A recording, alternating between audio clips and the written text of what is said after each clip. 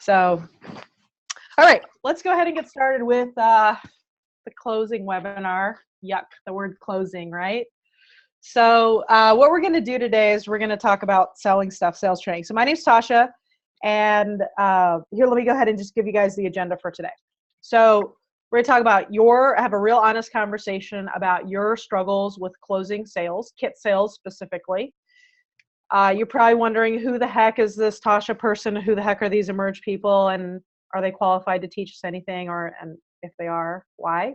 So we'll talk a little bit about that. We'll talk about an overview of closing, and then just some big picture concepts, and then really get into 5 key areas that will help make closing an enjoyable process for you and your customer. How does that sound as an agenda to everyone? Sounds good. Sounds good? Okay, cool. And those of you in the chat, go ahead and participate in the chat as well. Okay, now I just want to give you guys a heads up. This is not a teaser webinar. I don't know if any of you guys have been on a teaser webinar before, but it shows up in your Facebook newsfeed, and it promises to be it'll solve all your problems. And then it's 2 hours long, and you can't implement anything without spending like $2,000. Has anyone ever been on a webinar like that?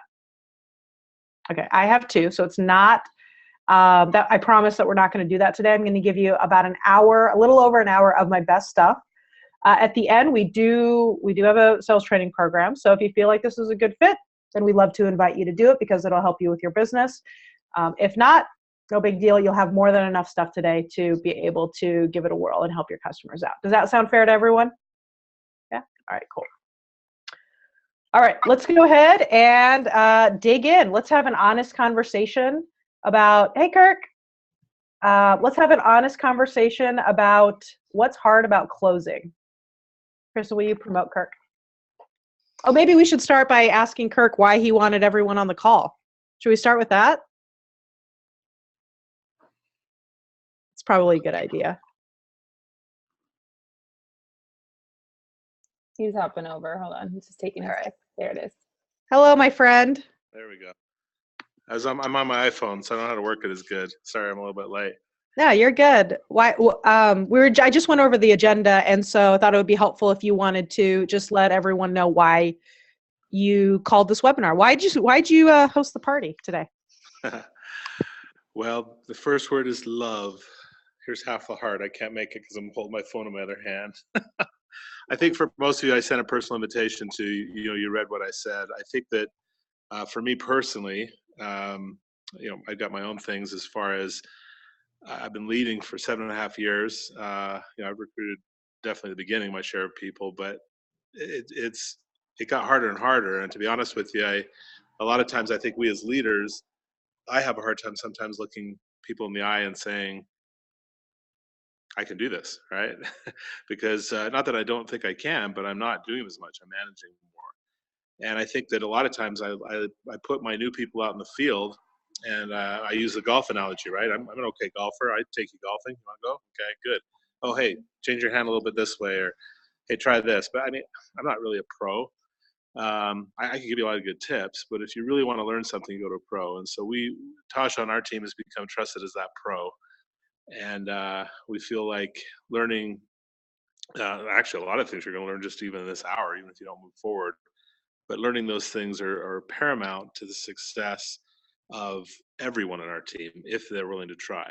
We talk about limiting beliefs. We talk about motivation. We talk about so many things in our forums, at leadership forums on Facebook, and they're all good. None of them need to go away. We've got to keep at that kind of stuff too. But it's kind of like we're putting people out into battle with guns that would either misfire or we didn't even check. I mean, I'm Mr. Analogy. I could give you 1,000 analogies. It's just, for me, it's the missing link.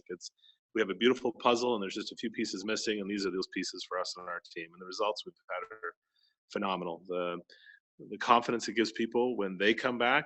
So I tell them I believe in them and they can do it, and here's how, and I'll show you and I'll hold your hand. But when they come back with that look in their eye, I can do this, I got this, it's priceless, man. It's just been best thing ever. And we've already experienced that just in a few short weeks, and other leaders in our downline. Tasha, I don't know if you told them this, Tasha's actually in Missy Garcia's downline, which is my downline, and also Angela Villa's downline. So yeah, it's interesting, and a lot of other great leaders at doTERRA. picked up on this too and are utilizing Tasha and her team. So yeah, I wanted people to just have another tool. This is a quiver, and already a great quiver of arrows. There's a lot of great arrows we have. This is but this is an important one. This one's got some little bit of magic sauce on the tip, so I like it. Cool. Well, thanks, Kirk. I appreciate you setting this up and inviting all the people. So we've got a good group today. We definitely want to have people interact. So just go ahead and let us know. We'll move you over. Okay, so let's talk about, I think Kirk had a good segue into what's hard about making sales. So what's hard about selling kits to customers? Oh, hey, Toby, what's up? Thanks for joining us.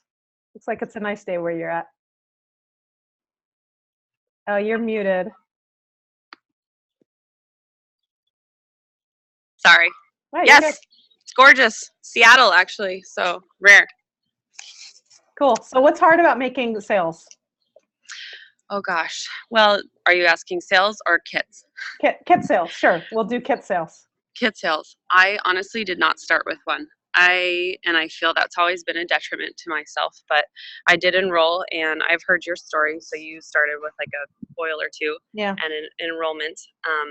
That's what I did. I wanted to just support the person who was hosting the party, and so I bought an intro kit, the tiny lavender, lemon, and peppermint.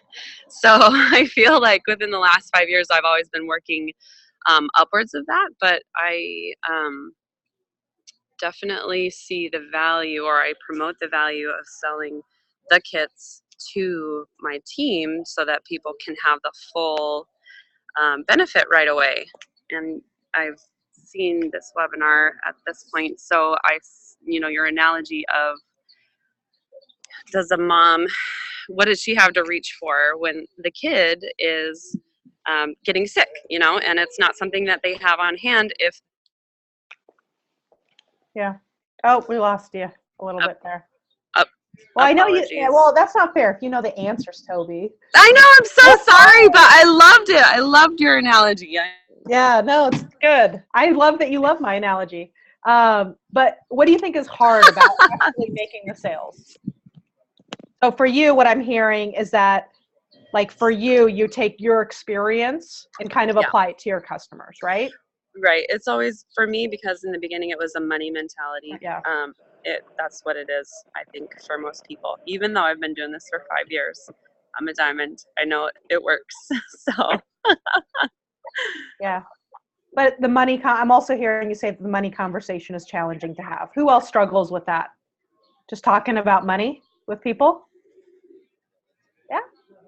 No, you guys, no. Okay. Well, Janelle's being honest. I struggle with it. I've been in sales my whole life. sure. What else is hard about making sales? Yeah, go ahead, Jessica. So I'm taking this on a totally different way because I don't have an issue closing. I'm not trying to come across arrogant. I just don't have that mental block. I'm not afraid to talk about money. And I teach my girls that people are going to enroll with the kit that you enroll with. And I do see that over and over again. But I have one leg where they keep enrolling people just with the $35 and no oils. And it's like spreading like a cancer entire leg. And I don't know how to stop it. And so I know how I close, but it's not duplicating to this one leg. And so Okay. I really want to figure out how to solve that. Okay. So your issue with closing on your team has more to do with duplication. Okay, cool. What else?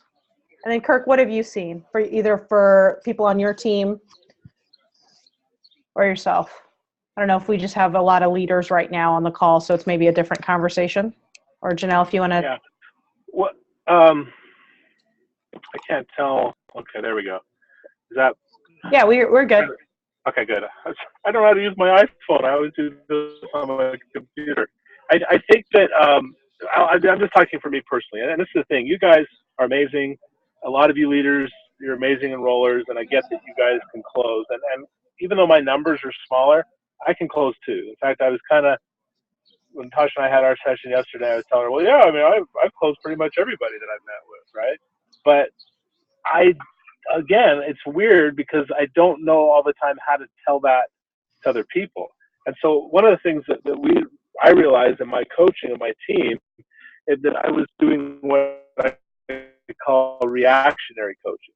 So I would say, okay, Tasha, tell me about your appointment. Tell me how the follow-up went. Tell me stuff. And I go, yeah, okay, well, probably don't do that next time, you know?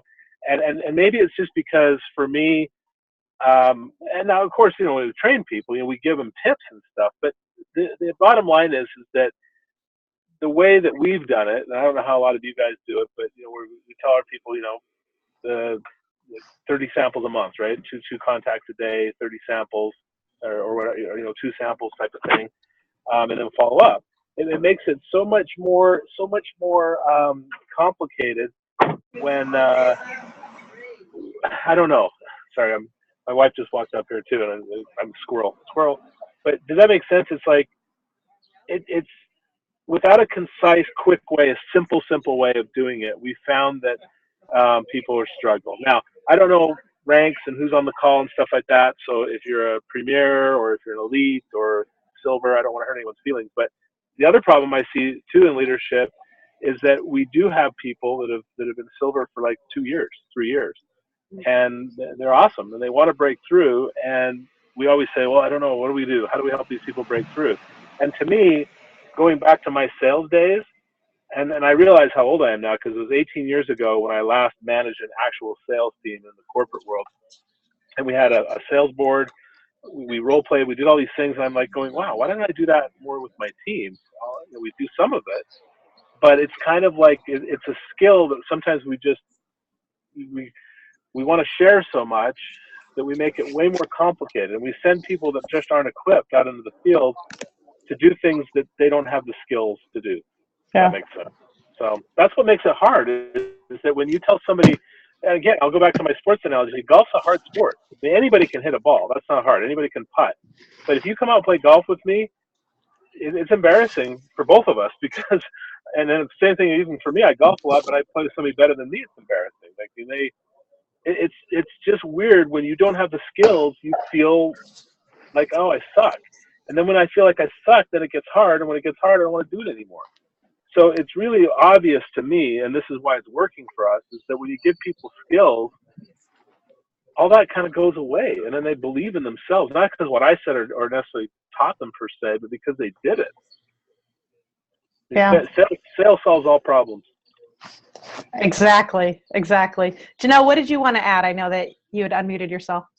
So yes, I agree with Kirk. I think that I've been in it several years. I've closed probably 98% of all of my people, but it's the duplication piece. Like what's the wording to teach somebody else how to do it? Because I'm confident in that, but it's not duplicating down, or obviously we'd be growing at a lot rapider pace. Mm-hmm. Mm-hmm. So I'm grateful that I've heard about you before, but I'm grateful that Kirk gave me the nudge and said, hey, pop on this. Okay, cool. So then we'll talk in that context a little bit, because it sounds like a lot of the struggles that you guys have on the call right now have more to do with duplication than just making the kit sales.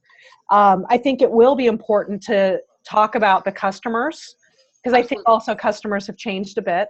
And so as we go through, I'm just going to do my basic, what I normally do, but we'll just, throw in a couple of tips as far as why is the duplication piece so challenging. Does that sound like a good plan? And hopefully it won't take super, super long. If you guys have questions, we'll write them down and we'll cover them at the end. Because if I start ranting about leadership and coaching, we'll be here for 4 hours. That I promise, which is bad because I have a 2 o'clock appointment. So does that sound like a good plan, guys? Okay, cool. So for those of you that don't know my background or haven't seen any of my stuff before, I do want to get everyone up to speed because I think that this is an important piece of how we train and what makes us different. So for some of you, you already know I'm not an active doTERRA wellness advocate, but I have one redeeming quality, and that is that I'm a very active doTERRA customer. And so how I got into this was totally an accident, if we believe in accidents, which I don't, but about 1.5 years ago, my friend invited me to an essential oils class. And so my background is in sales. So do you guys know about Cutco knives? Okay, so I was that kid in college selling knives to pay for college. I got promoted. I ran my office. I sold $120,000 per, probably up to 140 by now, but at that time. And then $1.2 million in office sales. My job was to teach 18-year-old kids how to sell $1,000 sets of knives to housewives when their husbands weren't home, and leave with 15 names and phone numbers of their friends and family and repeat and pay for college. That was my job. When I was about 25, it was time to get a real job. And so I went and got a real job. So I worked in corporate. I was working in recruiting. So I was a new hire trainer at first, and then a sales manager. So I did really well, top of the company. But our company wasn't really growing. And I live in Southern California. So it's about, Kristen, I don't have mute privileges. Can you give them to me? Just in case we get back some background. Yeah, so you guys see the kids in the background? All right, so any guesses how old the kids are? 5. Haley turns 5 in August, and the older one is? Who made the rainbow? That's a nice rainbow. Oh, thank you for the compliment. She is in fact 7. So the kids are 5 and 7. So 2 years ago, they were 3 and 5, and I was driving an hour and 15 minutes into a job where I had capped out on my pay and had no advancement opportunity. So that was not cool, right? So I thought, well, what would I do? I will start a sales training company. And so I just put up a website, started a podcast, and was just kind of tinkering around while I was working and figuring out how I was going to do this eventually. And my friend Catherine invites me to this class. So our kids do karate together. She comes up to me with a little beautiful, beautiful flyer, Intro to Essential Oils. And she hands it to me. She says, will you come to my class? And I snarkily respond, sure, if you listen to my podcast, because obviously you're in sales and I'm a sales trainer. And so she made the deal with the devil, I guess. So she said, okay, I'll listen to your podcast if you come to my class. So she listens to my podcast, sends me a text like, hey, this sounds cool. I think I might want your help. And I didn't know what that meant. I threw her a number. She said, okay, cool. So I go to her class. And so I'm going to level with you on the class. And she knows I tell this story, and she knows exactly how I tell the story, and I buy her steak dinners for it. So she's cool. But it was a really hard class. Okay, so I walk in to this class, and guess how many other customers were there? None. So me, it was just me. I'm the only customer at the class. How many wellness advocates do you think were there?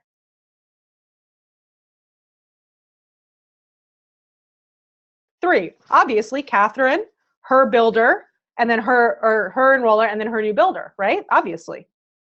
So 1 customer, 3 salespeople. Okay, now we had to wait for the extra people. So obviously the first thing to do would be an iTobi scan. Since I'd never heard of essential oils, let's give me a 3-page report on all the essential oils my body needs. Okay, then, yeah, hand me a price list. That sounds like a good idea. And then start talking. Right? So we're going through, I have no idea. Obviously, Haley, who's 3, is going to scream the whole time, right? That has to happen. So she's screaming the whole time. Kim and Catherine teaching me everything I ever want to know about essential oils. They're really smart and really good. And I was catching very little of it. I'd never heard of essential oils before. Now I get to the end, I end up buying a bottle of Serenity and a bottle of Deep Blue Rub, and I pay the $35 enrollment fee. And so thus started my essential oil journey. But the best part that happened that day was that we won the drawing. So we won the drawing. We got a breathe stick, and you guys know that stuff is amazing, right? So I take the breathe stick home, and my daughter, who uses who used to use Singulair every single day, that thing just took her postnasal drip away. Do you guys know that? What is this stuff? So I went to work the next day, and I was like, guys, I bought a bunch of hippie oils. And I'm not the hippie oil type. My dad's an internist. My in-laws are pharmacists. And so they're like, what? First, of course, they make fun of me. Then they're like, wait, you bought hippie oils? We want some hippie oils then. So I was like, okay, cool. Well, I had already figured out by now. Now, Catherine did an awesome job. She scheduled a wellness consult. It was scheduled for that upcoming Wednesday, and she was going to give me an aroma touch. Cool, right? Great rep. But I already figured out I needed a kit. So I went online. I bought a kit. bought some stuff for my friends who wanted their stuff after I talked to them at work. We put in a $250 one-time order. And so that's how I got into essential oils. So I started coaching Catherine, and we fixed the class. And she went from making $50 a month for 2 years straight to making $450 that next month. So then her sponsor, her enroller, said, well, I need some of this, right? They paid attention. So I started coaching her, and she enrolled 12 people in 1 month. So when she enrolled 12 people in her 1 month, her enroller hired me. Her enroller then hired me, right? Did private coaching, and we coached her whole team, silvers and above, 30 people. And that was last October. And that team went from 400 enrollments in September, or a little less, 396, I think, to almost 800 enrollments the following month. Right? So then her enroller paid attention, and that's Angela. So when we were on Angela's podcast, we haven't slept since. And then obviously Angela's, right, then we got to Kirk. And so we really haven't slept since January. We have over, where are we at now? We at 2,000 yet? Not yet, maybe 1,800 by now. 1,800, yeah. 1,800 doTERRA reps in just one of our any of our classes since about that time. Have you guys noticed that the Home Essentials kit keeps running out? Is that normal? 4 times in the past 6 months? Exactly. So the reason that I think that this is important and that I tell you my story is that I am not your upline who is saying, we need you to sell more kits. I'm your customer who is begging you to sell me a kit. Like, for the love of God, can you just make it easier for me to buy? And that's a very different perspective, because sometimes we get so far gone from what a customer feels that it's hard to talk to them, right? And maybe that's one of the challenges you guys are seeing as leaders, is it's been so long since you've been a new customer that it's hard to remember what it's like to be a new customer. And if you can't remember what it's like to be a new customer, you can't teach your people how to remember what it's like to be a new customer. And then they can't talk to them right. And so our philosophy here is, we do not represent your upline, we will represent your customers.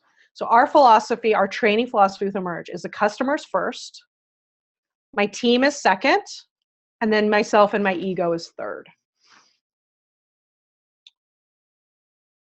And so how does that feel to you guys? Good? Can we agree that if customers are happy, then our teams are happy, and then we are happy? Okay, cool. So we want to help customers. And in order to do that, we need to be able to sell well. So who here believes in your product, right? Life-changing? Okay, great. Then you have to learn how to sell well, because you guys remember what I bought, Serenity and Deep Blue Rub, and Tori mentioned it earlier. Does that help me when my kid is throwing up? No. What do I need? I need a kit. And I don't need to be educated on a kit. Okay? If I'm educated on a kit and I have these beautiful papers, I have some here. Not that one, but I have these beautiful papers. Does this help me when my kid is puking, this piece of paper? What do I actually need? I need the actual stuff, right? And so that's why I will argue that if you believe in your product, you have an ethical obligation to learn how to sell well. But we don't want to learn how to sell well, or your people don't want to learn how to sell well. We don't even say the word sell, we say the word share. And why? Why don't we want to learn how to sell? Go ahead, Tori, or Toby, sorry. The word is just uncomfortable. I think for most people, it has a bad connotation. And why? Because they're taking money from you. Yeah, but we think of salespeople as selfish, right? Right. We don't want to be high pressure, pushy. We don't want to be that person, that MLMer, right? We look at sales as being this yucky, gross thing. But have you guys ever been served by a high quality salesperson? How does it feel? Feels great. Right? And what's the difference is they know how to do it. And so here's the big problem, right, Toby, is we're afraid of the word sell, right? And so we don't say it. We say, okay, well, we're just going to share. And we're like, okay, mindset training, help sale, like help share, mindset training. I'm not going to learn how to sell. It's super gross. And so then what are we left with if we don't know how to sell? We tell our story. We follow up, right? Because we don't want to learn how to sell, because we don't want to be high pressure and pushy. But is there anything more high pressure and pushy than talking about yourself and following up until someone buys or dies? What do you guys think? So in an effort to not be that person, who have we become? That person. Can I talk about the word share for a second? Okay. I want you guys to imagine, you guys have kids? Okay. So you don't have kids. That's cool. But they're a lot of work. I don't recommend it. So you have kids and they're coming over for a play date, right? Or they have a friend coming over, and you say, share your toys with your friends, right? So you share the toys. Now imagine if the same kid comes over 3 times. You ever had a kid come over 3 times? More than 3 times? Yeah, I hope so, right? They're a good friend. Okay, great. So on the 3rd time, you're like, okay, your friend has come over 3 times. Now you've shared that toy. Now I need you to sell it to them. What do you think? No? Doesn't work? Well, so what's the problem? Talk to me, Janelle. You just had a light bulb, I can tell. They don't want to sell their stuff. Well, it's weird. You can't say I'm going to share something. Share, doesn't that give this like without cost, right? Like if I'm going to share M&Ms with you, I'm not going to ask you for money. Right? And so we have this cognitive dissonance now around selling that we've created on our own as leaders, because we've told our people to share, which means to give generously without payment, right? When you teach your kids to share, do you tell them to ask for something in return? Right? When you guys share food with your husband, well, okay, maybe that's a bad example. Like I'll totally grab a few things off his plate. Like I'm not playing that game, right? But that's a big problem. And now we tell our team share, but then ask them to buy. And there's a huge cognitive block there that we have created on our own. We have to be honest about what it is that we're doing, right? Otherwise, it's just really confusing, because where's that line between sharing and asking for the order, right? I think it just gets, yeah, I think it's weird. What do you guys think? Yeah. So, yeah, I think we should just be honest about what it is that we're doing.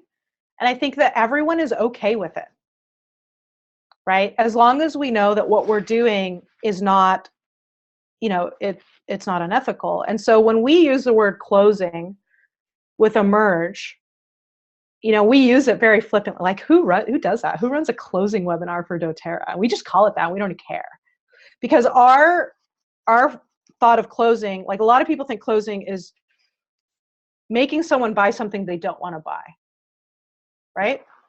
That's what we think of when we think of selling or closing. But when we think of closing, we think of helping someone move forward on an action they already want to take. So when we use the word selling and closing, is it cool if we just use that definition? Helping someone move forward on an action they already want to take. Okay, cool. Now, another reason I think selling and closing, the concept is hard for people, is a lot of the training is reactive, right? So reactive is like, you guys follow up. How many times are you supposed to follow up? Or do you tell your people to follow up? How many? Yeah, okay. So I call you, Janelle, how about now? How about now? How about now? How about now? Oh my gosh, there's a promotion, $50 free stuff. How about now? How about now? What about now? What about now? But it works sometimes, doesn't it? Yeah. So I buy a kit after 6 months of follow-up. That happens. And then you're like, yes. Or your person is like, yes, I got an enrollment. Want to do the business? And they're like, hold on. You want me to give away stuff 6 months and I make $22? Sure, sign me up. Sounds awesome. And you guys are sitting here as leaders going like, I have a recruiting problem. Do you have a recruiting problem? You have a sales problem. Because who wants to do that? Do you guys want to do that? Do you like to follow up for 6 months, make $22? No. So do you think other people want to do that? No. Right? Overcoming objection training is a lot of closing training. Frappuccino a day. You're totally wrong. You can afford this. Does anybody want to say that? No. And so that's why we hate sales training. Right? But we don't do that. We teach proactive sales training, mostly because I'm lazy and I don't like to follow up all those times. Like, Janelle, if you told me follow up 10 times, I would just go watch Netflix. So I just figure we would just sell to them on the first time. Then I don't have to follow up. Right? That seems easier to me. Now, you guys have been selling doTERRA a long time. So you'll probably already know the reasons customers don't buy, right? Okay, so let's make a list. Go ahead and unmute yourself, or you can put in the chat. What are the reasons customers don't buy? I need to talk to my husband. Cool. What else? Money. Yeah, can't afford it. What else do they I say? don't know if I'd ever use it.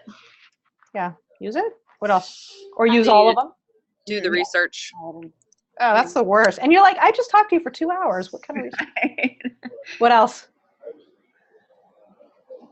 What other reasons customers don't buy? They want to know if it really works. Or is it a scam? Yeah. What else? They'd done an MLM in the past and had a bad experience. Yeah. Network marketing, they're the worst. Yeah. That's what customers say, right? And that's what they think. Yeah, that's fair.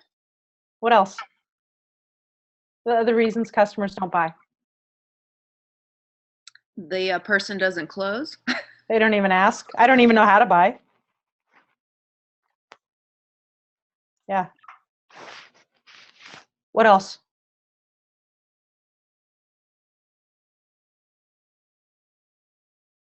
It's a pretty good list. Pretty concise. Need to talk to my spouse, can't afford it, or some variation of, will I use it or will I use all of them? I might only use 1 or 2. Research, does it work? Is this a scam? I don't like to buy from MLM companies. I don't know how to buy. Kristen, did we miss any? That's pretty good. Okay, cool. So we have a saying at Emerge, fool me once, shame on you. Fool me every day of my career, shame on me. So we already know the reasons that people aren't going to buy. So instead of being surprised by them, what if we just worked them into our presentation so they just stopped coming up? Then they could just buy on the first time and we wouldn't have to follow up and we could go and watch more Netflix. All right. So shall we go into the 5 areas that make it closing an enjoyable process? Okay, cool. So the first one here, how are we doing so far? This is helping? Okay, cool. So now we'll dig into the meat here. But I think all those things are important to understand when you're teaching your team because we need to be prepared for them as leaders. So the first area is to set an appointment. So no more selling on the fly. Now you guys might not do this, so let's talk about your people. So your people, they go to the park and they wear their doTERRA hat and their doTERRA backpack and their doTERRA keychain. And then somebody says, what's doTERRA?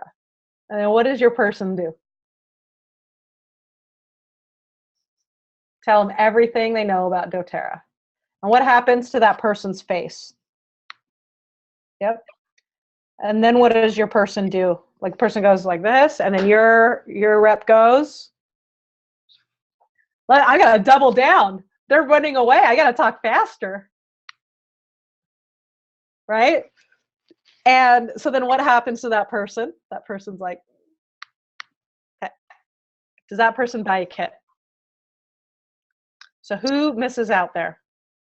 Everybody. Who misses out the most? The customer. The customer misses out the most. Take a second, because this is really important. I want you to imagine Someone broke in your house last night.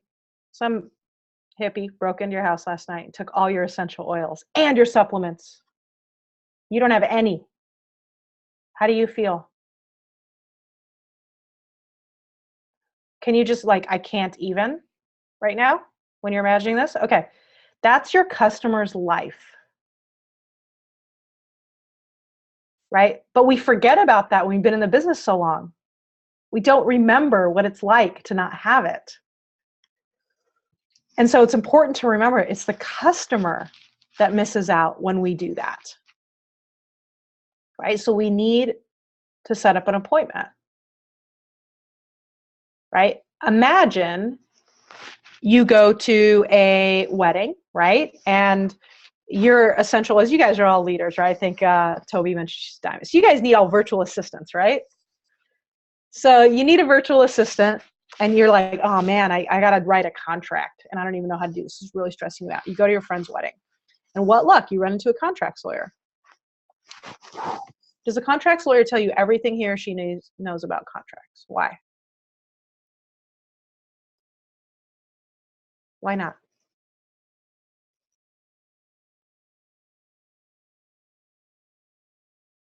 Go ahead, Toby. Here you go. Go ahead. Because that's his work. It's a social event, and he doesn't want to bore the crap out of you about his means. Well, and how would, if he told you everything right then and there, would you be able to take that in? So what would happen? I would run away. And then he's like, well, here's a sample contract. You'll love it, I promise. Just kidding. Right? It wouldn't help. But so what does the lawyer do? Hands you a card. And encourages you to set an appointment. And who does that help the most? The customer. It helps you. And by proxy, it helps them. So we need to do the same thing because the customer is not in a position to do that, right? They're not in a position to make a decision on your product. So we shouldn't ask them to. And I'm sure you guys have told people, set appointments. Have you guys done that? And then they still can't, right? Because they don't know what to say. Okay, so here's exactly what to say. Are you ready? Okay, so we're at the park. Comes up, instead of throwing up on them, we're going to just say, hey, you know what? Usually what I do, and Kristen's going to put this in the chat. Usually what I do is set up an appointment. We'll go over your goals, a little bit about the company, and the most popular kits. My part will take about a half an hour. You don't have to buy anything, but if you see something you like, I'll help you order it. Janelle, is that something you'd be open to? Yeah? How do you think most customers respond to that? Here, I'll go ahead and mute you guys. What do you guys think? Amazing. I would respond amazing to that, yeah. Yeah, and why? Because it tells me you're going to help my needs. Yeah. Both my time and their time is important. Mm-hmm. We really want to set a time. Yeah, I mean, you mentioned, Jessica, earlier, the MLM concern. We need to talk about that. Why don't people like network marketers? In the previous time, they've had a bad experience. Right, and it's usually because they didn't tell them what was going to go down, or they went to something and it took like 6 hours and they couldn't leave. Right? And so what if we just told them the truth? Here are the things we're going to cover. Here's how long it's going to take. And if you're doubting this 30-minute time frame, just hang with me till tip 4. And then, oh my gosh, consent. I have a client who's been blind added to 235 LuLaRoe groups. How does that feel? Like crap. Right? So consent. So is that something you're open to? Mm-hmm. And most people are like, breath of fresh air. Yeah, I am open to that. And if they're not open to that, then what? Okay. Yeah. Okay, no big deal. You can move on with life. And it's just no big deal. Some will, some won't, so what? Yep.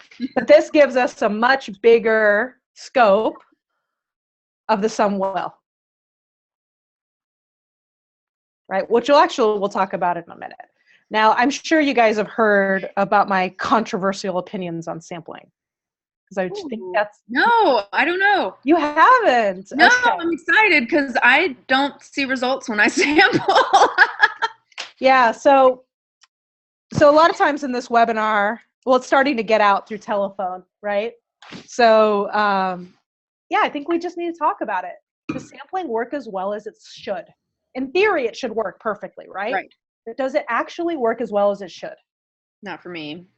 Okay, so let's talk about some scenarios on why that might be, because I think that's really important in why maybe some of your people are not as successful as they should be. Okay, scenario number 1. Have you guys ever given someone a sample and they've never used it? Yes.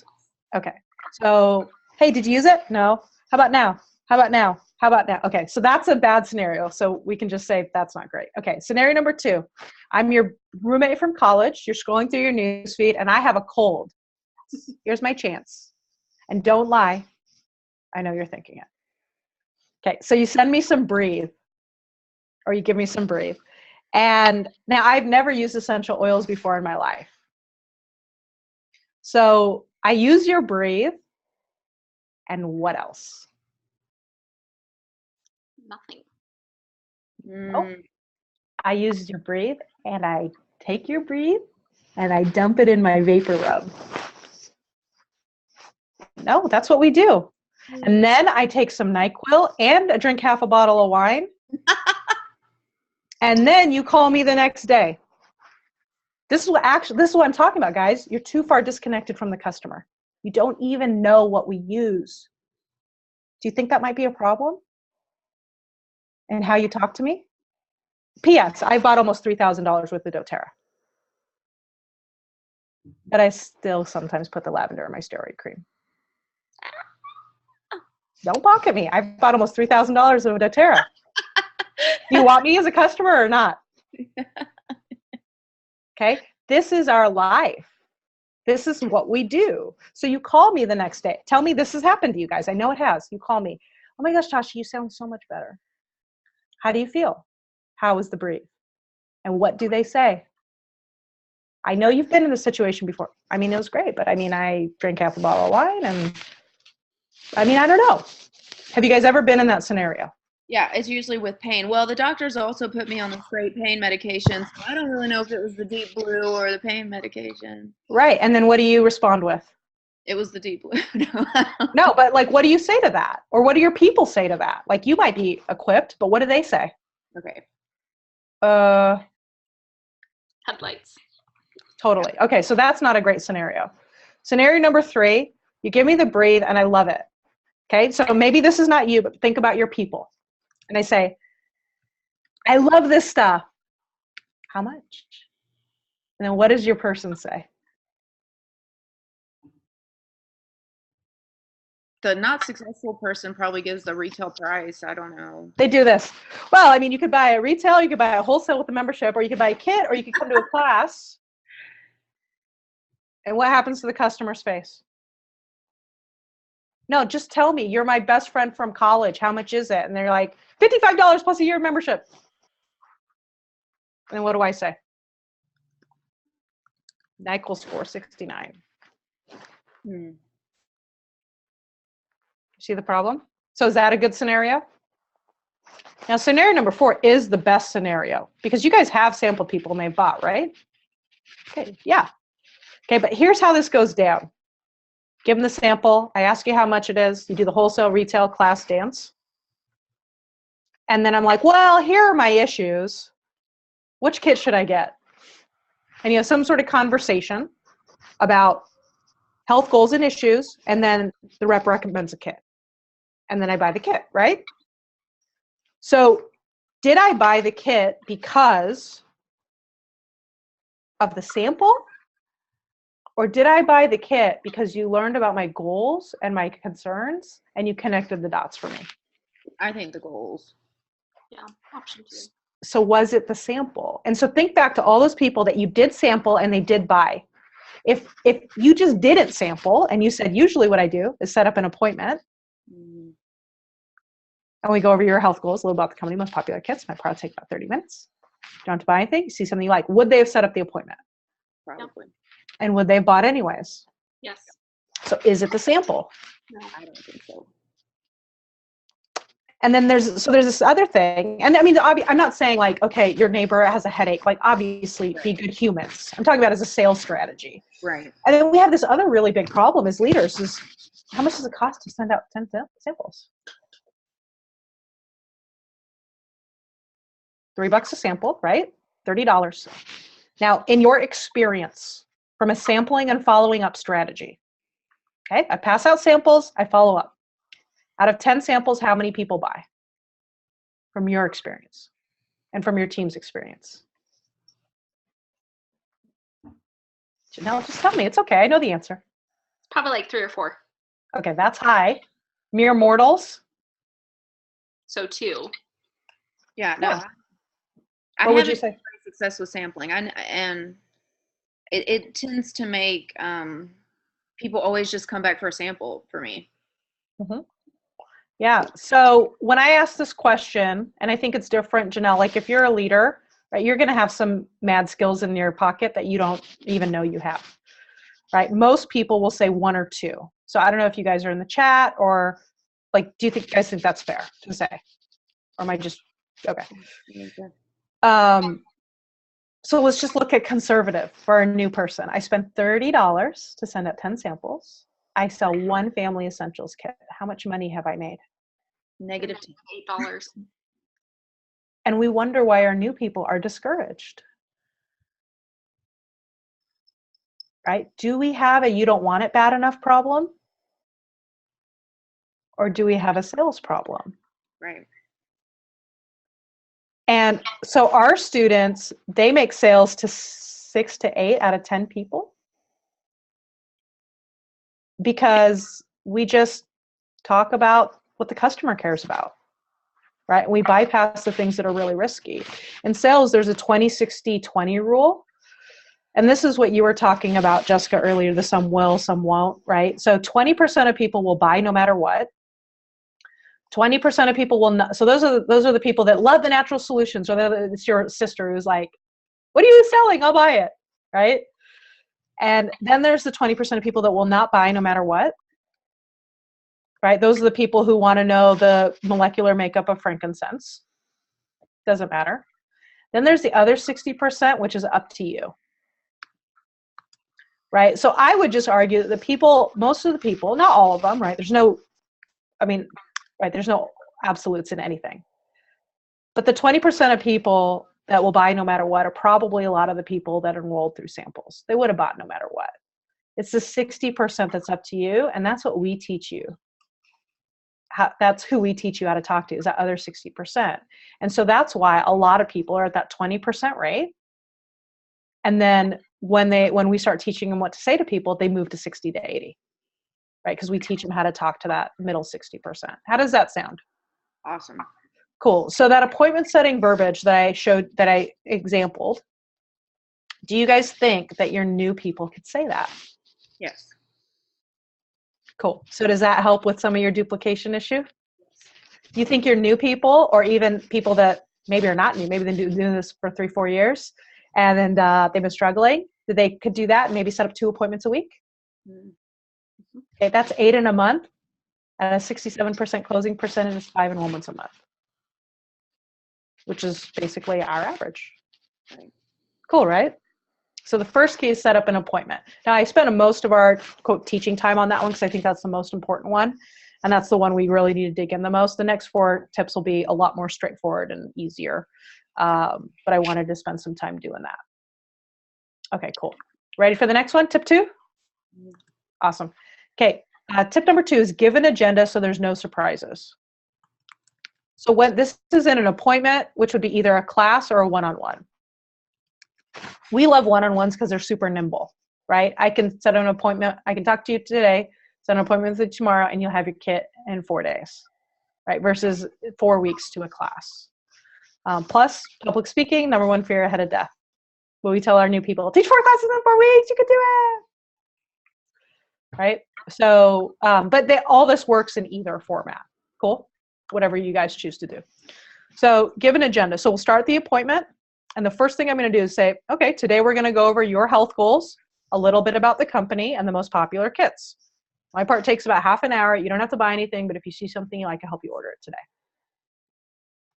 Now, it's the same thing I said earlier. But when I say that to you as a customer, how does that make you feel? At ease. Yeah. You're honoring the time schedule. Absolutely. So it increases trust and it makes me more comfortable. I also removed the pressure. Now that's true, right? Am I going to hold a gun to anyone's head? No. So what if I just told them that? Right? Instead of having this weird tension about, it's not a sale. Is it a sale? Right? Like that weird tension. We just call it out in the beginning. And so it eliminates the tension 100% from the room. Right? You don't have to buy anything, but if you see something you like, I'll help you order it today. Now you need both. Right? So you can't just say you don't have to buy anything. That makes you sound like you don't believe in your product. Mm-hmm. Okay? And you never want to say, I'm not trying to sell you something. It's not true. Okay? You say, you don't have to buy anything, but if you see something you like, I'll help you order it today. And you notice how you guys all kind of nodded your heads? It's because that's a fair deal as a customer, isn't it? Mm-hmm. And here's the cool thing. When I say you don't have to buy anything, you're like, don't tell me what to do. I'll buy something if I want to. Right? And then I say, well, and if you see something you like, of course, I'll help you order it today.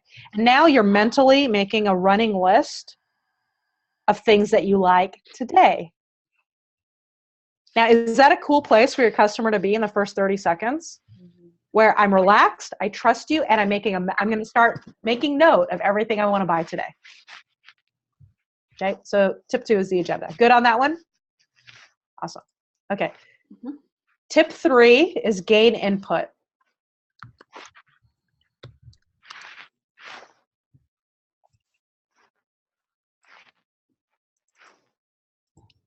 Gain input.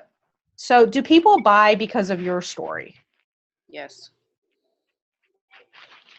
Or do they buy because of their story? I think it's both. Or do they buy if your story is their story? I mean, I have an autoimmune disease, and I'd say half my team is autoimmune disease. So, okay, I'm gonna pony up. I'm gonna saddle up right now. Okay, so customers buy for their reasons, right? And so when we really think about why customers buy, they didn't buy because you have an autoimmune disease. They bought because they did, right? So whose story did they buy because of? Their own story. Their own story. Now, sometimes our story can create complications that we don't even realize that it's happening. Okay? So what happens when we tell a story but it doesn't apply to our customer? So they can't relate to it. Yeah. So then what happens? They're like, can we start talking about me now? Okay. Right? So it can be risky. Have you ever had someone who wants to research? Mm-hmm. You probably get a lot of research. Mm-hmm. Okay. So would you mind humoring me by taking the seat of the customer? And I don't mean to be disrespectful at all. Is that okay? Yeah. Because your product is amazing. And I actually have some good stories too that I don't tell because I don't know if they relate, right? So I have a customer who basically kicked fibromyalgia's butt. Okay? Okay, cool. Now, I want you guys, and I love her, and she's amazing. I want you guys to take the seat of a customer who's never heard of essential oils for a second. Okay? So I had fibromyalgia, and I've been in pain for 10 years. I'm a single mom of 4 kids. It was really hard to raise my kids. I didn't have the energy to play with them as much. It affected my attendance at work. And truthfully, I was getting really depressed. And then I took these vitamins, and in like a month, I was like a whole new person. Hey, you've never heard of essential oils. What is going through your mind? When is she going to start talking about essential oils? Okay. What else? I don't have fibromyalgia. What else? I know, Jessica, it's going to be hard to disconnect on this one. I'm sorry. But totally, you've never heard of essential oils. Try to go there because I see how convicted you are, and I love that. You haven't even talked about essential oils. I was a researcher, so I mean, I can put myself back into that place, and I just read about essential oils for like 3 months before I bought anything, so I can't put myself in the researcher seat. Yeah. It actually, for a lot of people, isn't how awesome doTERRA is sometimes feel too good to be true. Yes. Okay. So when you tell a story like that, do you think that people might think, that's too good to be true? I must research it. Now, for those of you that are excellent, you can handle this, no big deal, right? But what about those who aren't? Okay, so they tell their story. It doesn't relate. Now, if it does relate, you're good. But if it doesn't relate, or your customer says it's too good to be true, how do your people respond? How do they respond? Oh, they're heartbroken. Like, I poured out my soul and I told them all my amazing testimonies and no one got a kit and they're devastated. Yeah. So we can bypass all that by just putting the customer story first. Okay. Right? So I'm not saying never, ever, ever, ever tell your story. Sometimes people misconstrue this. Right? What I'm saying is that customers buy because of their story. Customers are inherently lazy and selfish. You can't say that, but I can say that because I'm a customer. Right? I care about who? Number one. Myself. So what should be the most important thing we talk about? The customer. The customer. So we're going to start off with 3 questions. Oh, okay. Okay? So we're going to go over your health goals, a little bit about the company, the most popular kits. My part takes about half an hour. You don't have to buy anything, right? So here are the 3 questions. What else do you want to go over today? And then do you guys want to bore them with information they don't care about? No. So I'll just tell them that. I don't want to bore you with information you don't care about. So tell me about your health goals or concerns. And the 3rd question is, what do you already know about doTERRA? And so what this does is it gets to the heart of what they care about without the risk that we could open ourselves up to. Right? So walk through this with me. Who can someone be my customer real quick? Just walk through it so you can see how it feels as a customer. I'll do it. Okay, cool. Okay, so Jessica, today we're going to talk about your health goals, a little bit about the company and the most popular kits. You don't have to buy anything, but if you see something you like, I'll help you order it today, and my part will take about a half an hour. Okay? What else would you like to make sure we cover today? I want to know if I'm going to be stuck in a monthly commitment. Okay, great. What else?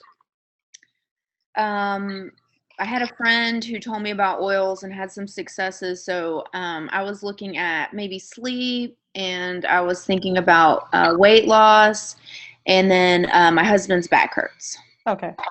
You beat me to the punch. That was going to be my next question.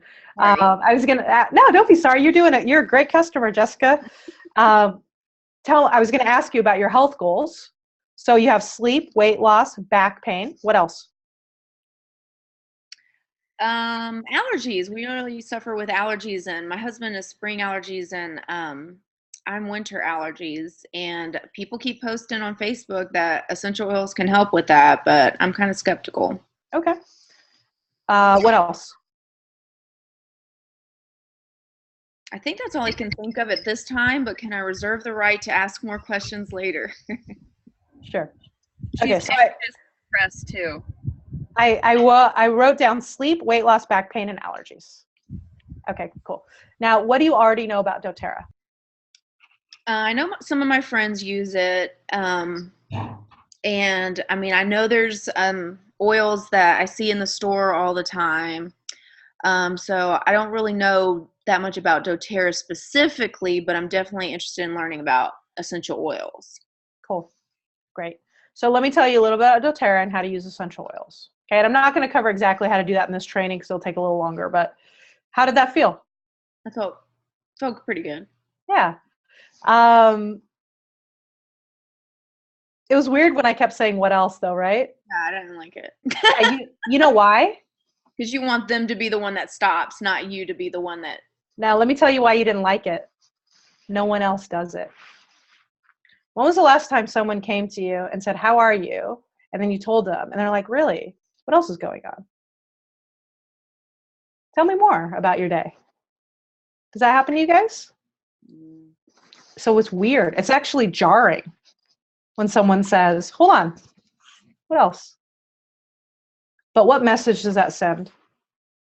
You're really interested. I really care. I actually care. When you guys started this business, why'd you start it? Because you love people? Because you want to help people?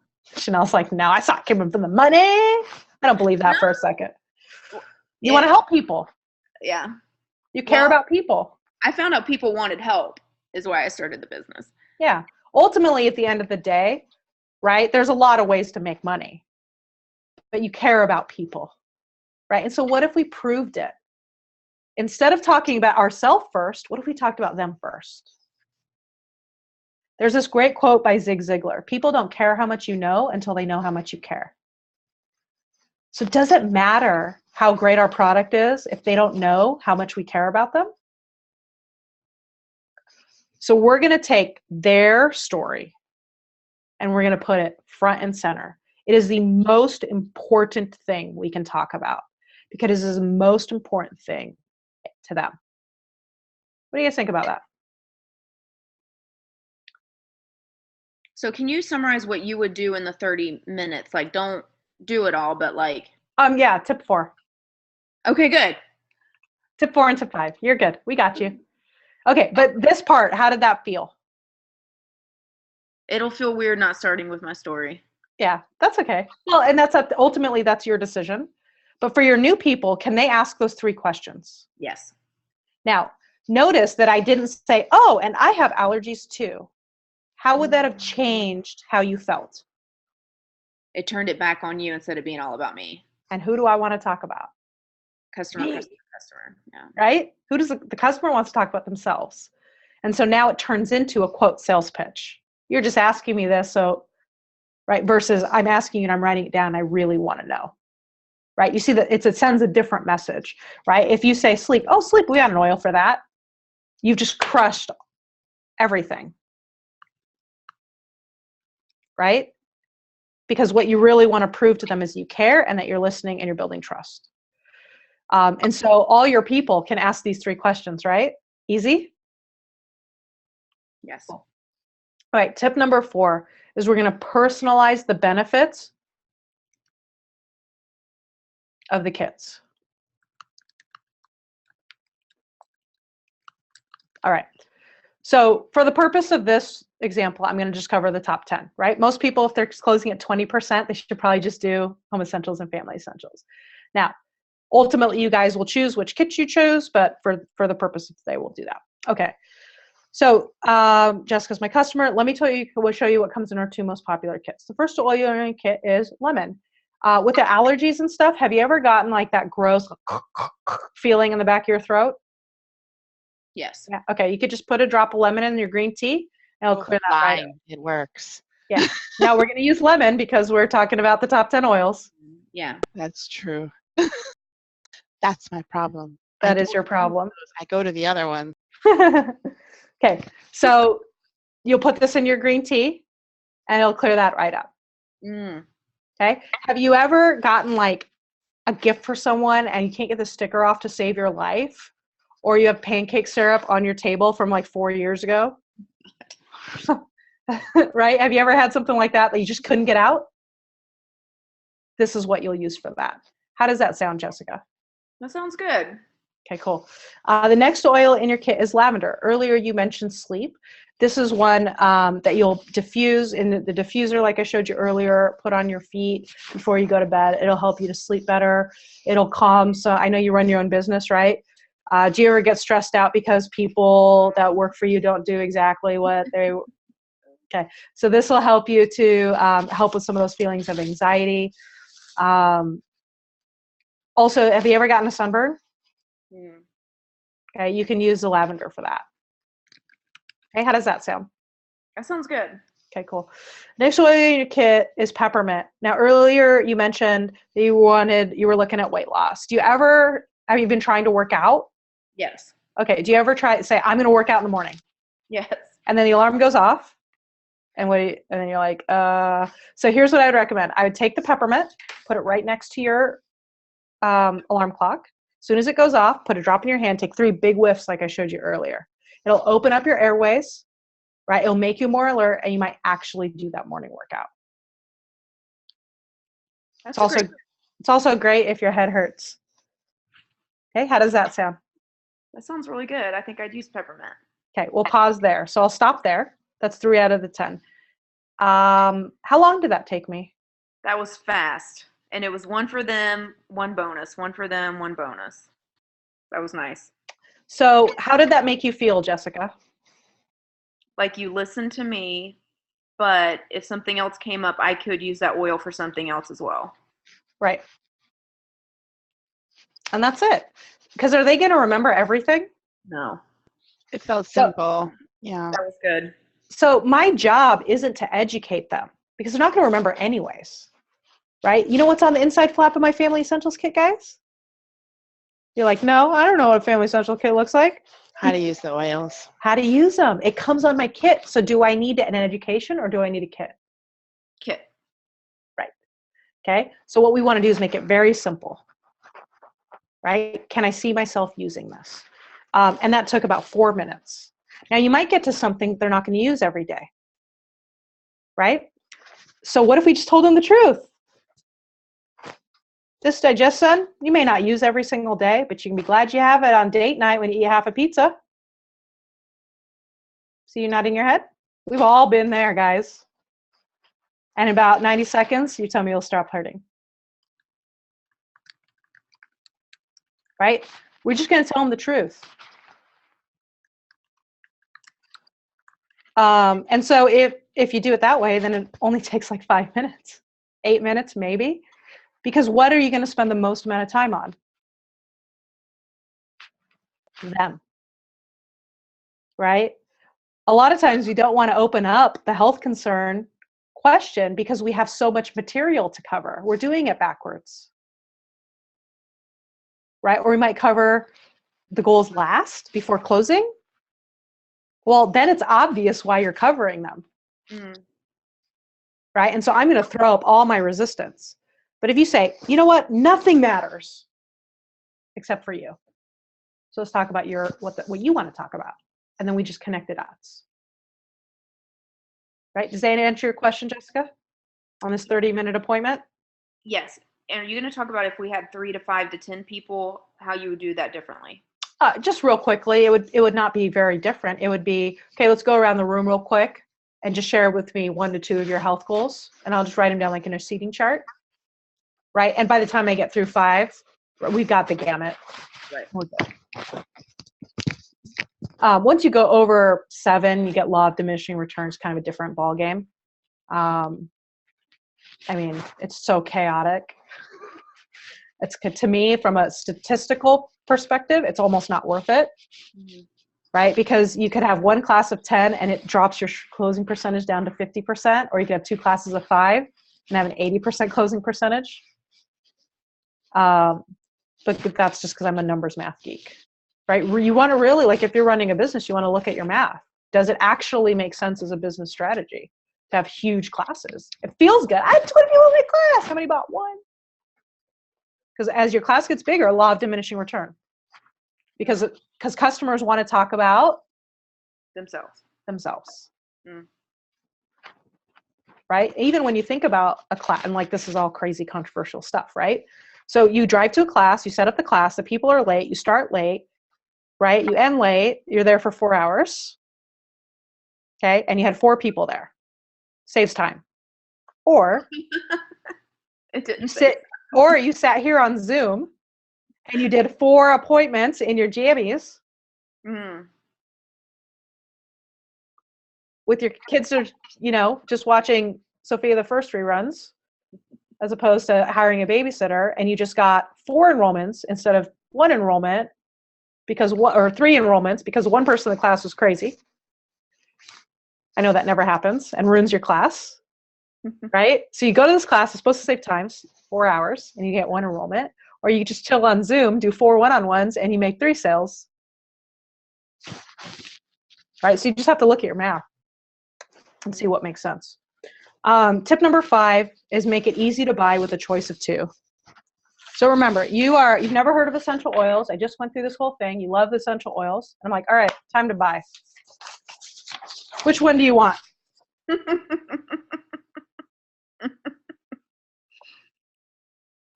How does that make you feel? That's overwhelming. Yeah, overwhelming. And I don't want to make a bad decision because I can see I really like this stuff, right? Did you feel that? I felt that. I don't want to make a bad decision. So if I don't want to make a bad decision, who do I want to talk to?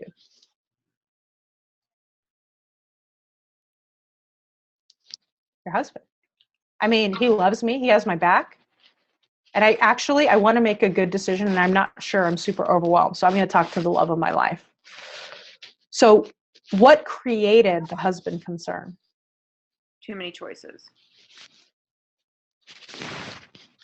The fact that I wanted to buy the diamond kit.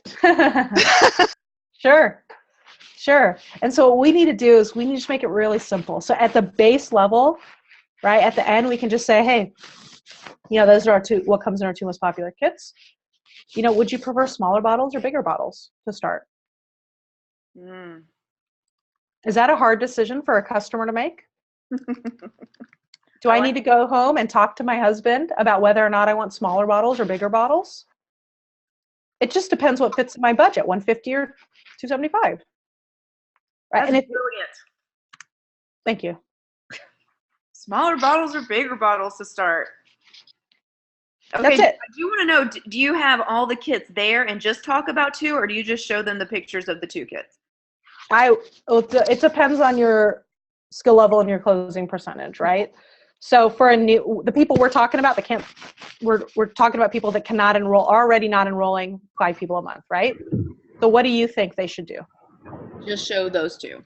Keep it simple, right? As they get more confident, right, you'll move up, but still 2 at a time. Okay, 2, 2, 2, 2, all the way down. Always choices of 2, not more. So even if you're at a skill level where you do want to show diamond in every oil, go for it. Which would you prefer, the diamond kit or the every oil kit? Woo! And then if you respond with that, no problem. Let me show you your 2 next kits, the Natural Solutions kit and the Home Essentials kit. It's not a big deal, but it's always in choices of 2 because you can't even, it's way too much, right? If you guys ever had to feed a kid, right? You don't open up the pantry and say, have at it. What do? Give them choice between 2 things. Yeah. Right? You want to go out to dinner or watch a movie with your husband? You guys know we spend more time now on Netflix looking for a movie than watching a movie. One of the good old days where I'd walk into Blockbuster, there are only 2 movies available. A lot easier to pick one, right? Ask your husband, where should we go to dinner? Oh my gosh, are you kidding me? It's like an hour-long conversation. You could have eaten by now. You give your husband 2 choices of dinner, Mexican or Chinese, and then you'll be at dinner in 5 minutes. It's just normal decision-making behavior. It applies from everyone, from your toddler all the way up. Right? Too many choices, overwhelming, and we can't do it. We just can't. And so if we know that about customers, why do we keep putting them in a position to tell us we need to think about it? All right, so let's take a look at those concerns that we had earlier, the reasons customers don't buy. Let's see if any of them hold up if you implemented these 5 keys. Okay, do you still need to talk to your husband? Are you going to tell me you can't afford it? No, because either I want to start with the bigger bottles or I want to start with a smaller bottle. So those are my choices. Yeah, and if not, how about like an intro kit or a travel kit? I could find you something you can afford. Piece of cake, right? In a worst case scenario. Now, are you worried that you're not going to use it? No, you definitely spelled out that I can use them, some more than others, but. Sure. Do you need to research what I said? I don't feel the need to research, but I can't pinpoint why. Because I gave you everyday, easy solutions. I didn't go for the home run. Right? You're like, oh, that makes sense. I could put this in my tea and it'll clear up my throat. Oh, that makes sense, right? Like, I just gave uses for the common man, I guess. Mhm. So that's why you didn't, even you who's a researcher, you didn't feel like you needed to research. Okay, so that's off the table. Are you worried about whether or not it works? No. You just trust me? Why do you trust me? Because you were honest up front. You built Right. that relationship up front. Because I cared about you first. I gave real simple things, right? I built that trust and credibility. Did you think it's a scam? It didn't feel like a scam. Are you worried about entering into an MLM? I'm not worried about entering in. And did you know how to buy? Yes. Okay. So is there any reason you wouldn't have bought? No. 80% closing percentage. I actually have 2 mics. One for speaking and one for dropping. Well, 3 technically if I'm using my headphones. All right, so those are the 5 keys. Does that help you guys with duplication? That was awesome. So if you taught your people those things, would they be able to make sales? Because guys, your product is good. People ask me, why do I buy doTERRA? Because it's good. I don't care about natural solutions. Kirk and I talk about this all the time. I don't care at all. Does that hurt your feelings? Doc, I have a Yeah, go ahead. Oh, we don't have great, it's freezing up on you. You might need to type it in. Oh, there we go. We got a little bit.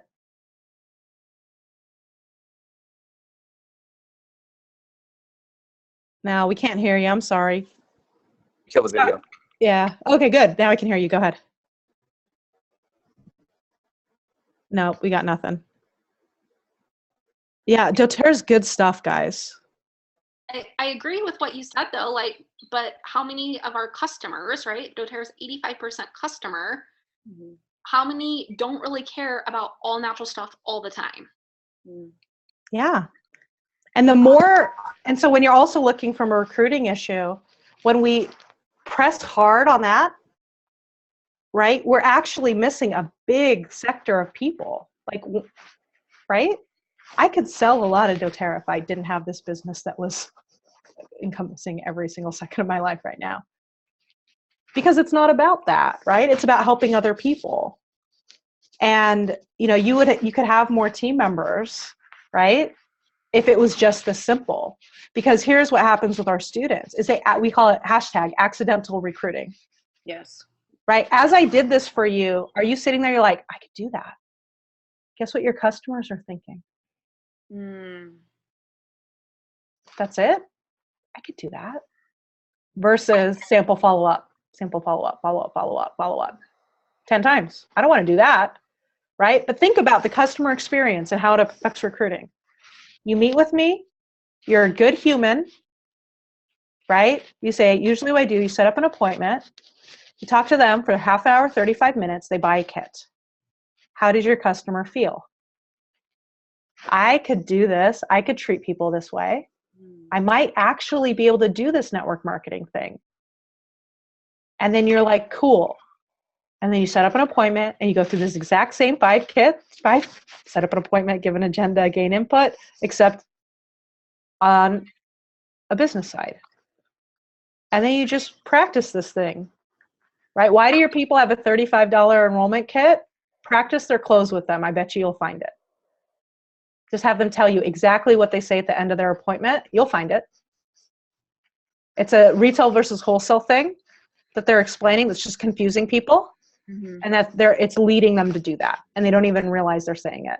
We had, Angela had a person who was doing that for years, would sign up people at $35. She role played the close, no joke. 6 enrollments that next month, all of them kits, and it hit Premier for the first time in 2 years. Just from role playing the close. Need more practice. Okay, so did I earn the right to sell you my course? Yeah, let's hear it. All right. Okay. Let me pull up the thing. Okay. You might be. Can you hear me? Can you hear me now? Yes, chance? I can. Yeah, I can. Go ahead. Okay, very good. So this is David Mays. Number one, this has been a fantastic training, and I think it's something that many of us do and don't know we're doing. And so one question that I have with what you're teaching is, by keeping it as simple as as you do, how is the retention from those phases forward? Because a lot of times when people start with oils, they don't actually move into those items that they actually need on a monthly basis. I like consumables. Sure. How does that work? And what is so, your retention rate with this process? Yeah, so we have, so this is one area, like this is 1 hour of lots of training we have. So we teach what's called the wish list appointment, which would be the substitute for your wellness consult, in which customers make a wish list of all the things that they would want. You would help them with that, which would include those types of things. And we would, basically what we do is, we're not going to really change like it sometimes feels like, okay, we're trying to overhaul everything. We're not. We're just trying to get you to explain the things you already do better. So what we'll teach you how to do is, you talk about LLV, right? Instead of 4 pages and a bunch of science, we're going to teach you a 120-second thing that gets your customers nodding their head the entire time and says, okay, I get this. So what we do is sales training, right? And you guys choose the products in the process. So what we teach is, you do the appointment, sell the kit, right? Because I need the kit. Make that easy. Then we're going to do a wish list appointment, right? Which is actually, you're kind of doing my next part without the deck. So that's cool, right? You do the wish list appointment, and then I build a wish list. You teach me how to order, but we're going to teach you better words, right? Because we're going to simplify it so that customers understand it. We're going to cut all the jargon out, and we're going to write everything so that customers get it. Because LRP can be confusing, right? LLV can be confusing. Well, we're going to just write everything in words that customers understand. And so that's how we do that. And so with retention, gosh, we have those. We did a survey. I didn't compile it very well. I mean, I didn't do a thing. We did a survey of our outcomes. We got about 40 responses. And we did, before they did Direct Sales Foundation, and I'll just read you some, just because the formulas aren't set up because they're percentages. So first person, before Direct Sales Foundation, and during, so it's a 2-month program.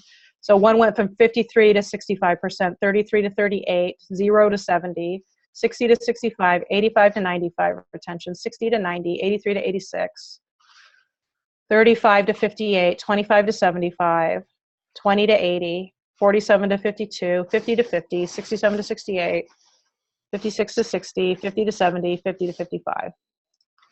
Why do you think our students' retention rates would go up? Because 85% of doTERRA is retention, and you're talking to the customers then. Yeah, go ahead. Was it Dave? Yeah. It sounds like because you're spending less time just trying to get the sale, and you're taking that time that you would typically use getting the sale, and you're actually solving the problem. Yeah, Kirk, you think you have some thoughts on this? Yeah, David, I think the key here is just what she said a little bit earlier, is that we're just doing things in the wrong order. We are an educational company, but let's get them in first using the oils, and then we'll educate the crap out of them through, as she said, wish list appointments, but even just the community that they've now joined. And that's, once they're in, then education is still going to make their need go up too. So it's kind of a combination of all of that, still looking at what their needs are. And if they get into everything we do, right? I'm driving right now to Idaho to teach a summit. These are all people that have bought kits, had some experiences, and they want to come learn more. And that's what we're going to give them. So I think we just tried, for us, we're seeing already that we try to do way too much education first versus let's make this so simple for them that they fall in love and they get where we are. But education still key. Totally agree. On the back end. It's just too hard. It's just too hard to buy. There's this great video that Mandy Kuhn does, right? Where they're like, oh, essential oils. And she throws like you guys know what I'm talking about? She's like, and this book, let me tell you everything. And people always ask me, why did I buy Serenity and Deep Blue? That's a weird thing, right? Because Catherine told me to. That's it. It was not that complicated. I trusted Catherine. That's what she told me to get. She said, Tasha, I think you should get this one instead. I would have done it. But she didn't understand how to anticipate my future needs. She was only focusing on my current need. You have a headache right now? You need this one thing right now. Well, no, like we talk about in, our coaching programs, like you're talking to someone whose kid has ADHD. Okay, and so you want to give them, right, whatever, the 3 or 4 that are for ADHD. But if my kid has ADHD, what if they also have the flu? I'm in a double world of hurt. So I need the Home Essentials kit and the ADHD stuff. And that's what we have to explain to customers. And that's what we teach you how to do, is how do you talk to them so that they understand, and how do we connect the dots, right? So this is really just a communications thing, right? Not a system, so to speak, like a lot of the other things that are in there. So let me actually just show you. I think it'll help. So don't be sad. The training is over. We quote Barney from How I Met Your Mother: when I'm sad, I stop being sad, I be awesome instead. So the next step is to learn the foundational skills for selling and leading with support. So it doesn't exclude the things you do. We just want to examine them and make sure they're tight. So what makes Emerge different? It's not what works for me. It's just what works, right? I'm not a network marketing leader with my background, with my resources, with my investments, with my network, right? This is what I did, because that isn't relevant today. What was relevant 6 years ago is not relevant today. It has a deep foundation in science and customer psychology. Every line is thoroughly researched and vetted, so you don't have to. We are actually here for you. Everything we do has support attached to it. We are not, Kurt and I always joke about how my intention is not to live on an island and create passive income. We are a team of coaches that love nothing more than to be on Zoom with you and coaching. We are here for you, and we will make sure that we support you through the process. And it's built for people with no sales experience. So if you have sales experience, if you don't have it, great. We got you. If you have it and you can't duplicate, which is most of you on the call, it's because you haven't been able to break down the components simple enough. And so this will help you to do that.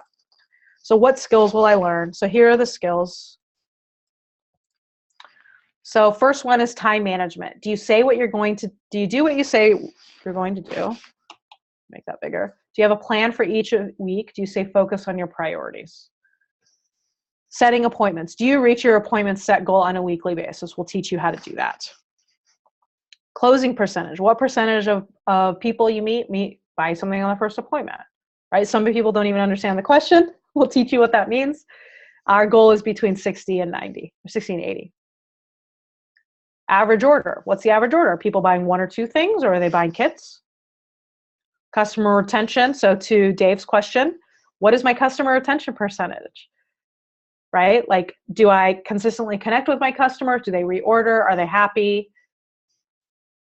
Referrals. Do you guys ever have people who are like, I ran out of people to call? Okay, we should not ever have that problem. We'll teach you how to get referrals and how to teach your team how to get referrals. Even if someone doesn't host a class. Recruiting. So we talked a little bit about recruiting today. So how many people have launched and made their first sale, right? We'll teach you guys some verbiage as far as to do that with, that's, if we look at weeks 1 through 6 is looking at everything through the customer's eyes. Weeks 7 and 8 are looking through everything through the team member's eyes, right? So if we build a customer-centric sales model and we build a team-centric recruiting and coaching model. And the last skill is coaching and training. The people you're coaching and mentoring, are they getting better at their skills and performance? So those are the 8 skills that we teach you. So it's skill set training. It's not a system in the way that other things are systems, right? So we want to teach you how to critically think and all that. Oh, hold on one sec. Oh, shoot. My mouse has disappeared. Okay.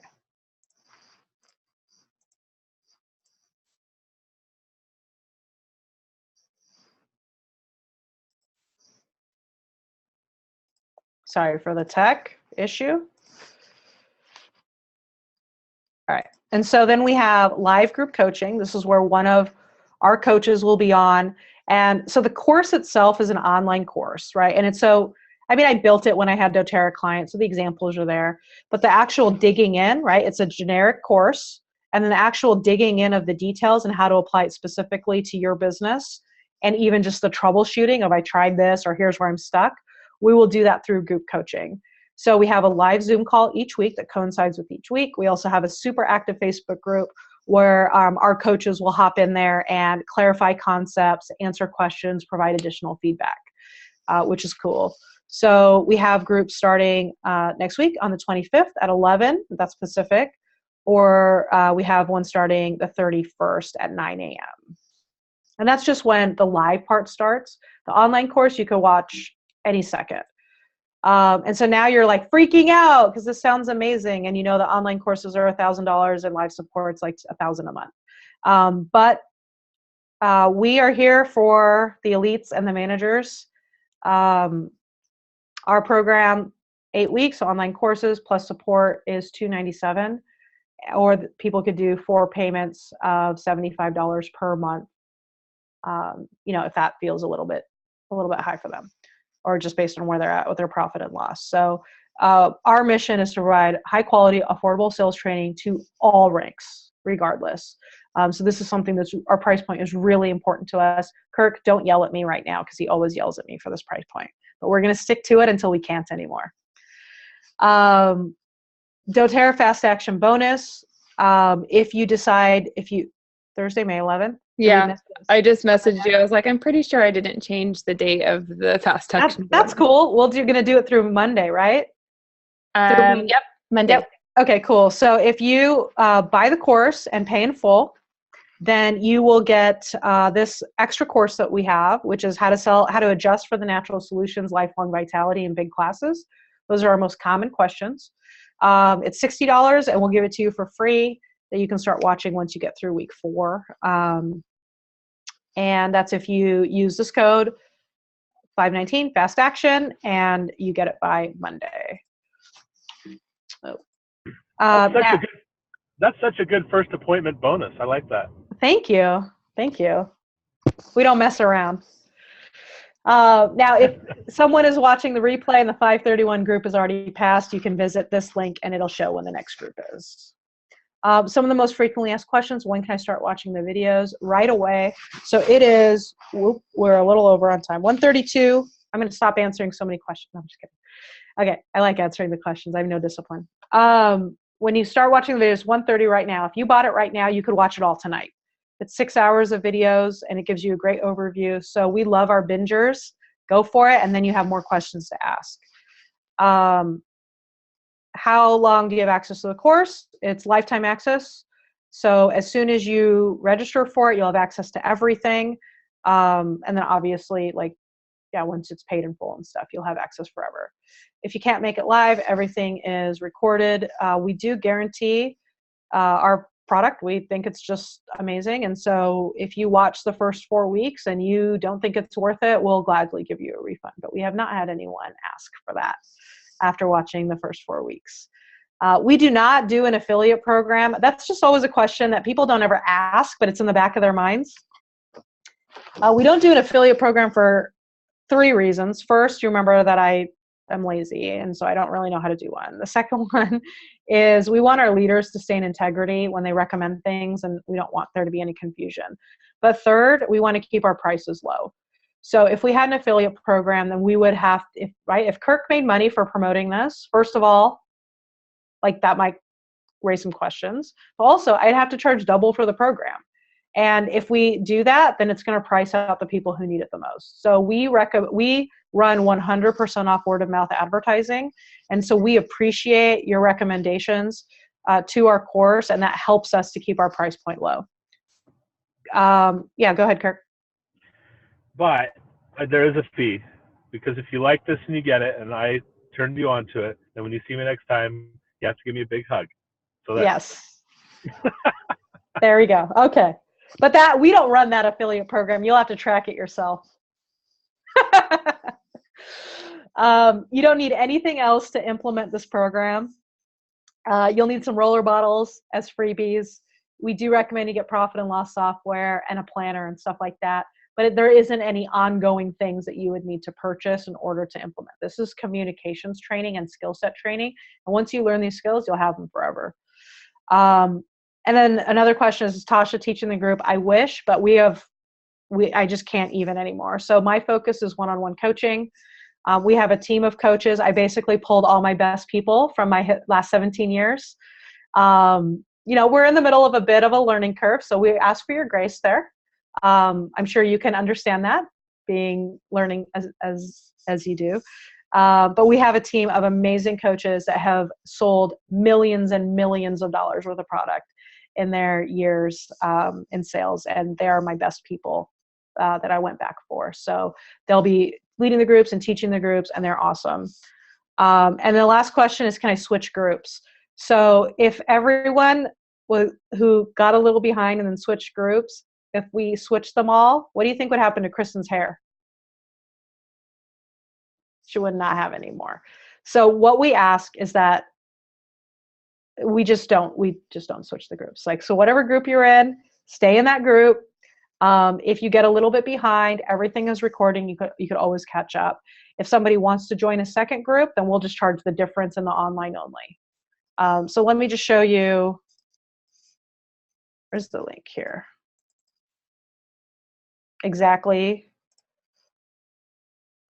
how to sign up. Oh, this computer has this thing.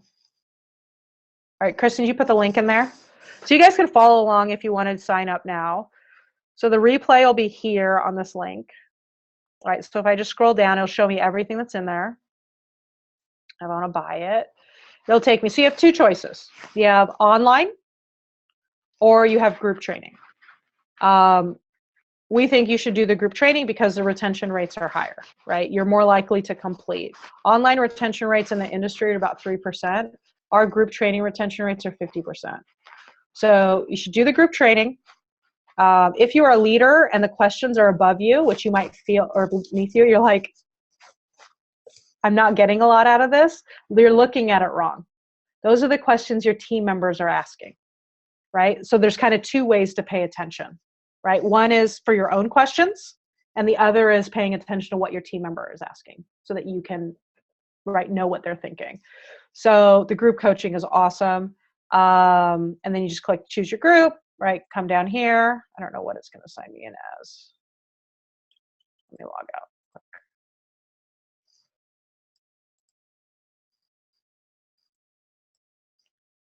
Right, so it'll kick you to this screen here, and then you'll just fill this out. You'll have a login.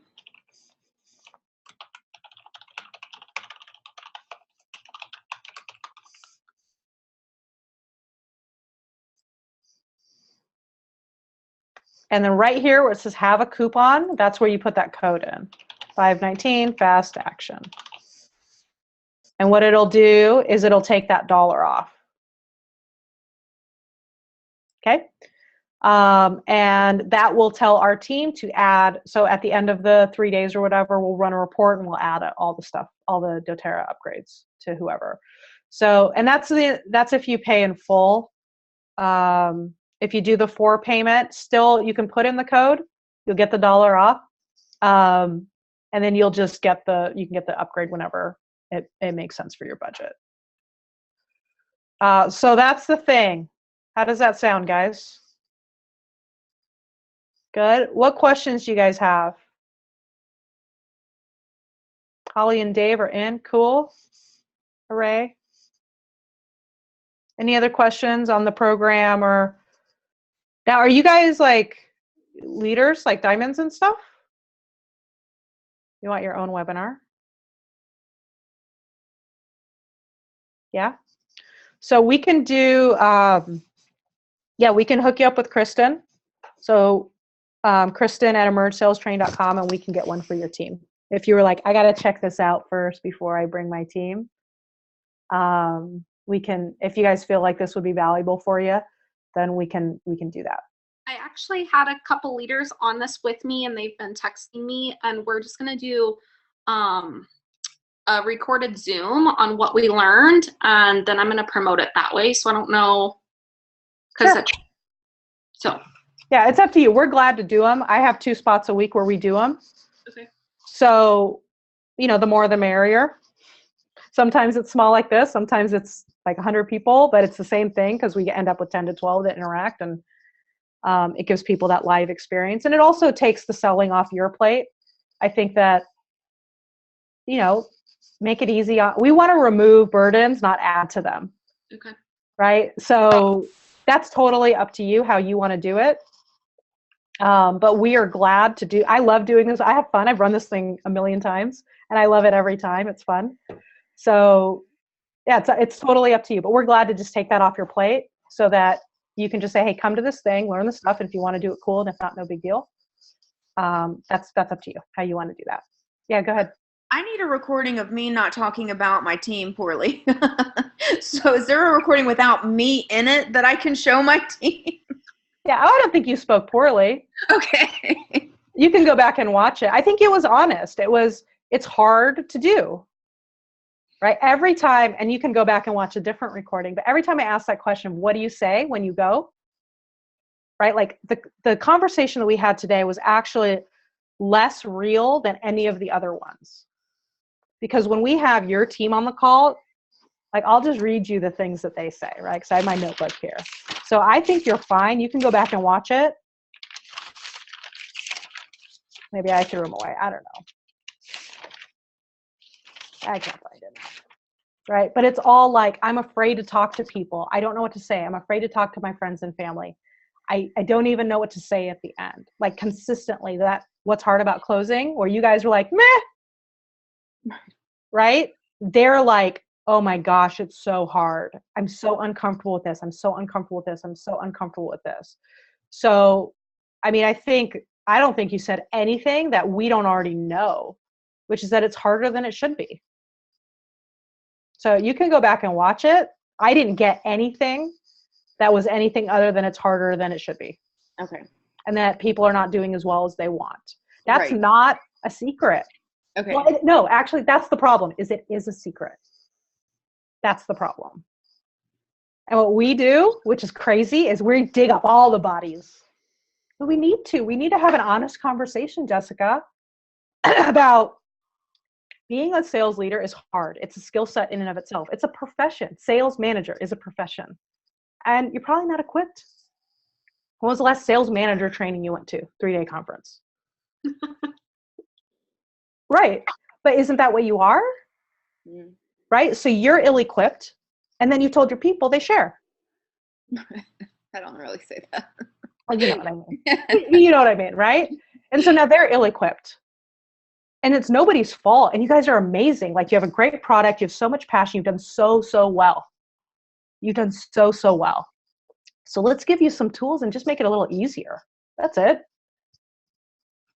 Right? It can just be easier. And that's all we're here to do. And I think that was really your heart, right? Yeah. All you were saying is like, man, I wish they would do better, and they're having a hard time. I don't think there's anything that someone would be upset, because it shows, like, I kind of felt your heart breaking when you said that, right? And maybe your team would appreciate it. So go back and watch it. And if not, just let Krista know.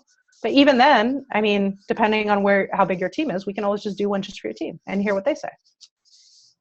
Or, loop you in with someone, like connect you guys. So yeah, we'll take care of you. Thank you. Cool. All right. Did you get Marcy's name, Kristen, in the chat? Yeah, I wrote down Marcy and David. No. Okay. And Janelle, maybe not. Yeah. Okay. Yeah, we can set one up for you. We're cool. And if you just, we have your emails already from registering. But if you register for the class, then we'll have your phone number too. Not our first rodeo. What I do recommend, though, is as leaders to go ahead of your team, and maybe Kirk can chime in on this, how hard that's been challenging. Leaders go first, right? So I recommend that you start on the course before your team does, because if you're learning at the same time, Kirk, how does that feel? Yeah, well, it's intimidating because, I think, well, hey, I'm a blue diamond, I do this, I got success, I have all the blah, blah, blah. But it's been good for me, honestly, guys, because you know me, I'm very open, pretty vulnerable guy. I'll always tell the truth. but it's still, I'm getting a lot of grace from my team because they're realizing we're really, it's a start over, right? For us, a lot of this is a do-over because we have made it so hard. But the joy that comes from it, so I'll give you one example. Most of the people at a group call that I set up with Tasha, a lot of them are diamonds or the equivalent of a diamond from tenure and the size of their teams. But I do have a few of my people, one in particular, we call her Grandma Janet, affectionately, she's the best, 65-year-old.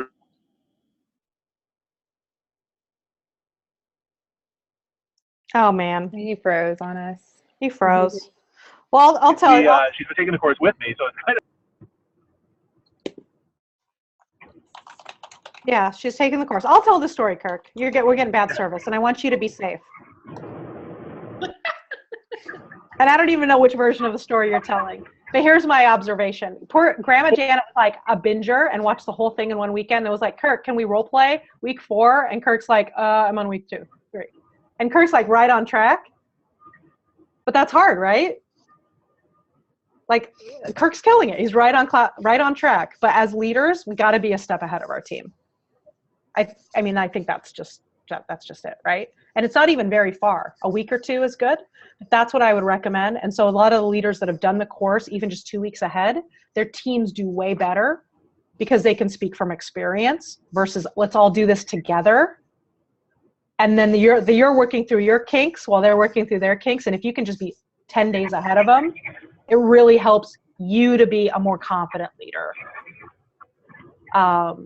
That's just what I've noticed. Like sometimes we've been like, yeah, go ahead. Go, Kirk. Well, I just, in case I cut out, just tell her about the close we did after the role play. I want them to hear that.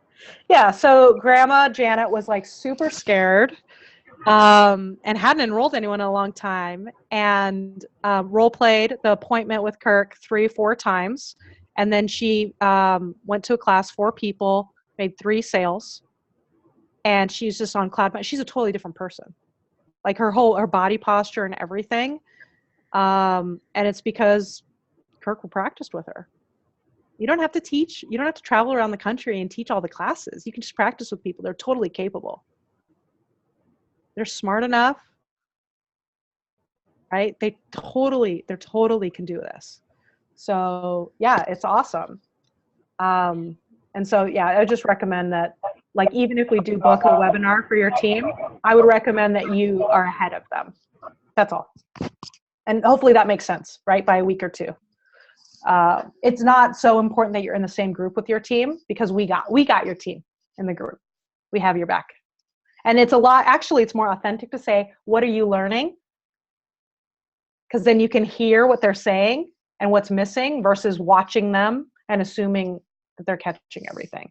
So yeah, those are just my thoughts on that. But we'll get, Kristen will email you guys or get your numbers or whatnot and just connect with you and get a webinar time for you, and you can invite your team and we can, we might combine them a little bit because otherwise it might take forever if you guys are cool with that. Then we'll just give you a link, just like Kirk gave you a link, and you just let us do the heavy lifting. Right? Okay, cool. Yeah, that's it. We're super over on time. I'm sorry about that, but I wanted to answer all your questions. So I hope that that was okay. So happy Friday afternoon. Kirk, safe travels. Thank you for setting this up. If you guys need anything, just let us know. We're glad to help you and support you. Go doTERRA. All right. And